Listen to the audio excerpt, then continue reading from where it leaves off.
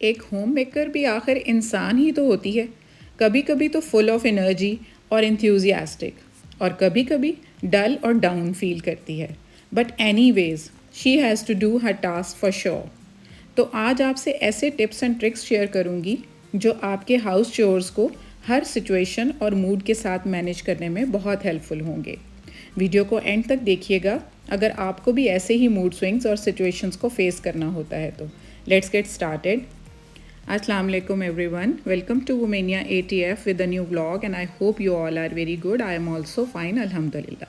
Sometimes ऐसा होता है ना कि हम किसी और काम में बिज़ी होने की वजह से या कोई गेस्ट आए हों तो हम साथ साथ बर्तन वॉश नहीं कर पाते और एक मेस सा क्रिएट हो जाता है। और ये कांच के बर्तन अंदर ऐसे ही सिंक में पड़े हों तो बहुत ही ऑकवर्ड भी लगता है और साथ साथ इनके टूटने के चांसेस भी बढ़ जाते हैं। जैसे आज मुझे अचानक ही सुबह हाउस हेल्प ने छुट्टी की आवाज़ दे दी। अदरवाइज़ क्या होता है ना कि मैं साथ साथ ही बर्तन वॉश कर रही होती हूँ और सिंक को ज़्यादातर मैं क्लीन ही रख रही होती हूँ। तो इसी रेफरेंस से टिप नंबर 1 है कि आप अपने जो है बर्तन उनको इस तरह मेस ना बनने दें। रादर आप एक टोकरी इस तरह की रखें बिल्कुल सिंक के ऊपर और साथ नीचे एक वेस्ट कोई भी आप ले लें अपना ट्रे जो आपके यूज़ में ना हो, ताकि जो पानी है वो नीचे गिरे तो वो सिंक गंदा ना हो। तो आप इस तरह की टोकरी लेके उसके अंदर जितने आपके धोने वाले बर्तन हैं ना उनको आप तरीके से रखते जाएं। प्यालियों के अंदर प्यालियाँ रख दें, एक साइड पे मग्स रख दें। स्पेशली इस टोकरी के अंदर आप वो बर्तन रखें जिनके टूटने का डर होता है।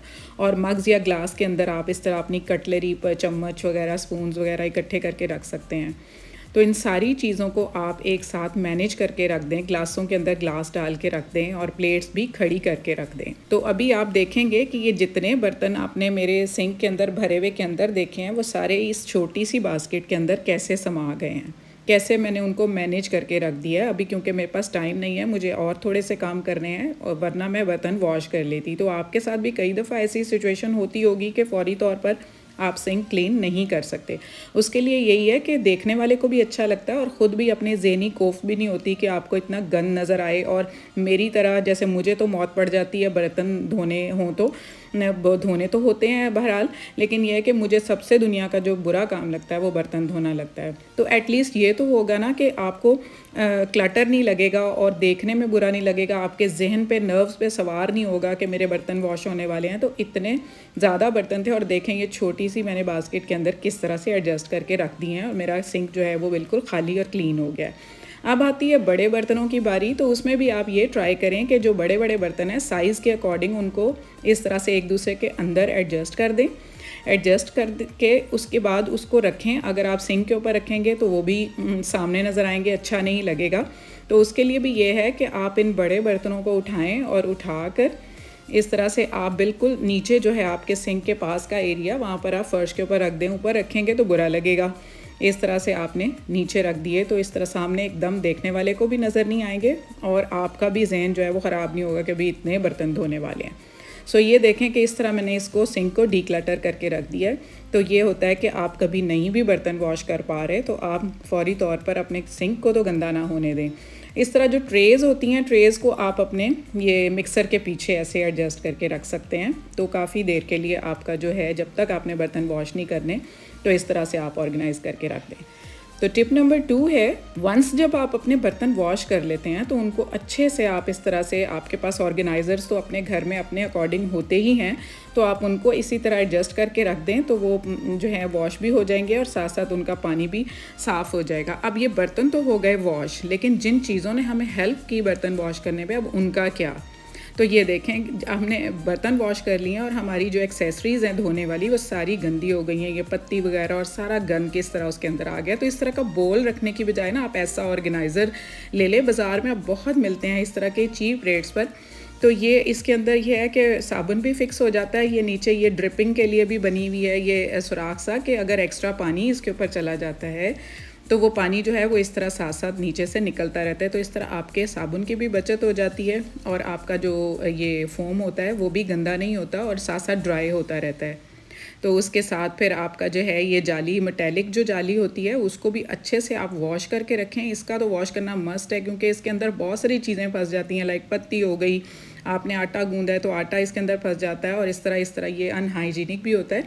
तो जैसे ही आप अपनी ये काउंटर टॉप्स को साफ़ कर लें एक दफ़ा से, तो उसके ये वाइप्स भी होते हैं जो कि साफ़ करके रखने होते हैं, तो उनको भी इस तरह से आप इस स्टैंड के ऊपर ऑर्गेनाइज़ करके रख सकते हैं। उसके अलावा बाज़ार में और बहुत सारे भी ऑर्गेनाइज़र्स इस तरह के मिलते हैं।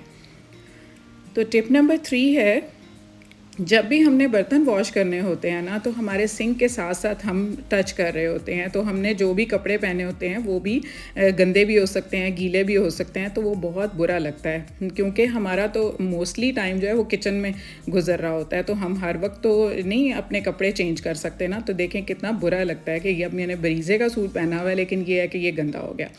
अब इसके लिए क्या है कि जी ये मेरा था शावर गाउन बहुत देर पहले का, तो उसके ऊपर ये बहुत ज़्यादा स्टेन्स वगैरह लग चुके हैं, अब ये यूज़ में नहीं है। तो ये गाउन टावल मटेरियल का है, तो अब इसको मैं किस तरह से इस्तेमाल में लाऊंगी, इसको मैं डिस्कार्ड नहीं करूंगी। शेल्फ़ के साइज़ के अकॉर्डिंग एक लंबी सी पट्टी मैं इसके अंदर से काट लूँगी। आपके घर में भी वेस्ट इस तरह टावल्स पड़े होंगे या कोई माइक्रोफाइबर क्लॉथ होगा या कोई भी इस तरह के जो कि पानी को अच्छे से एब्जॉर्ब कर लें। लड़कों की जर्सी की शर्ट्स होती हैं, आप वो जो वेस्ट हुई हैं उनको यूज़ कर सकते हैं। तो इस तरह से पीस उतार के आप अपने सिंक के ऊपर इस तरह से रखें और फिर उसके ऊपर काम करें। आप देखें कि आपकी शर्ट बिल्कुल भी ख़राब नहीं होगी। तो इस तरह से आपके जो कपड़े हैं वो गंदे होने से बच जाएंगे और आपकी जो नर्व्स जो होंगी ना ख़राब, ये सोच सोच के कि मेरे कपड़े गंदे हो जाएंगे, वो भी नहीं होंगी।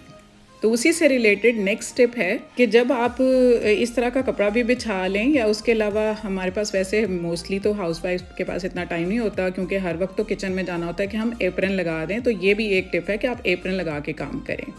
नेक्स्ट टिप है जी कि जिस जगह पर खड़े होकर आप बर्तन वॉश करते हैं ना, उस जगह पर भी कोई भी वेस्ट आपका जो मैट है वो आप बिछा कर और फिर खड़े होकर काम करें। नीचे इस तरह पानी ड्रिप हो के नहीं गिरेगा और गंद नहीं मचेगा नीचे ना, तो आपका किचन भी साफ़ सुथरा रहेगा और आपका काम करने को दिल लगेगा। तो ये थे आज के tips and tricks. I hope कि आपको पसंद आए होंगे। इनमें से कोई भी यूज़फुल है तो मुझे ज़रूर बताइएगा। लाइक शेयर सब्सक्राइब कीजिएगा। Take good care of yourself. अल्लाह हाफिज़।